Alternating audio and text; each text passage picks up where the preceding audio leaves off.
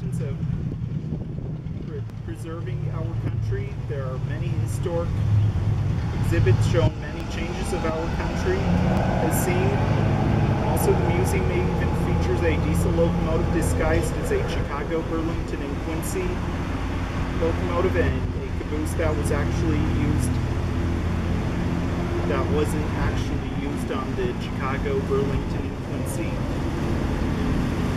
but used on a different railroad. Also, admission to the train and the entire museum is free as well.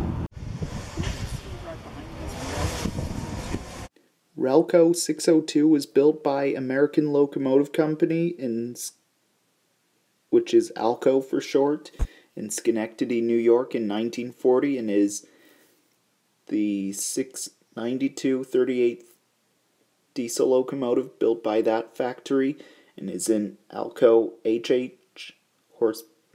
high horse HH 660 type diesel locomotive. Relco 602 was originally built as Elgin, Joliet, and Eastern 210 and was used for the Elgin, Joliet, and Eastern Railroad many years ago and was used for shunting cars in a rail yard. Then later numbered as Northern Pacific 127 and was used for the Northern Pacific Railroad.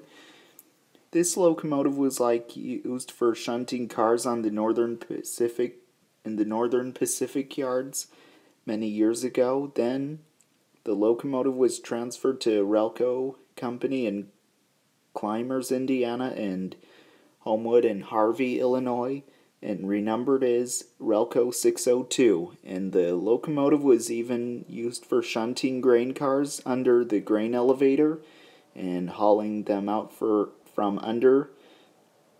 Then later, Relco 602 was retired and then came to be put on static display at the Monroe County Historical Museum in Albia, Iowa, and even is also been repainted in a Chicago, Burlington, and Quincy scheme and was never even used for the Chicago, Burlington, and Quincy Railroad.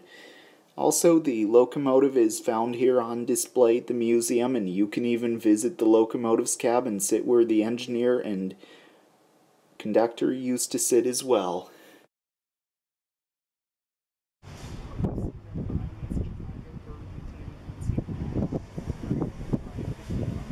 Chicago, Burlington, and Quincy 135/55 was built I think in 1954 and is a Waycar steel caboose and is an NE 12 class steel caboose. This caboose, however, was never used on the Chicago, Burlington, and Quincy Railroad. It was actually used for the Elgin, Joliet, and Eastern Railroad and was an Elgin, Joliet, and Eastern caboose. Also, this caboose was used behind freight trains many years ago being used on the Elgin, Joliet, and Eastern Railroad. Then later, this caboose was retired and came to be part of the Monroe County Historical Museum in Albia, Iowa, where it is preserved today, and you can even visit the interior of the caboose as well. Also, this caboose was repainted and disguised as a Chicago, Burlington, and Quincy caboose numbered 135/55, and the real Chicago, Burlington, and Quincy 135/55 has a streamlined cupola body. Yeah, a streamlined cupola body is what the real one has.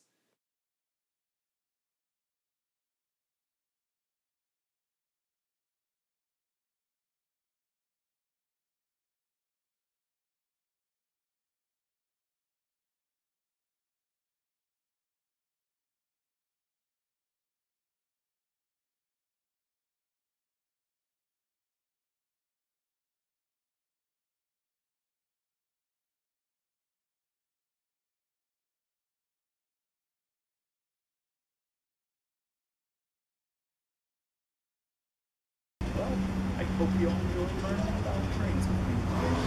And not too loud train guys segment, but also I hope to see you all again in the next segment.